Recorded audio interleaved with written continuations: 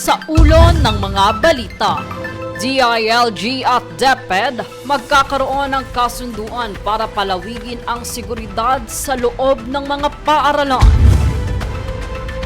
Basura itinuturing problema sa naging pagbaha sa Maynila. Biyahe tuloy pa rin sa kabila ng sama ng panahon ayon sa DOTR. Sabina sa mga sangkot sa illegal reclamation, inilabas ng Ombudsman ayon kay Senador Ping Lacson. Patuloy na pag-ulan, nagdudulot na ng pagkasira ng mga pananim at pagkalugi sa mga magsasaka ng gulay sa Benguet.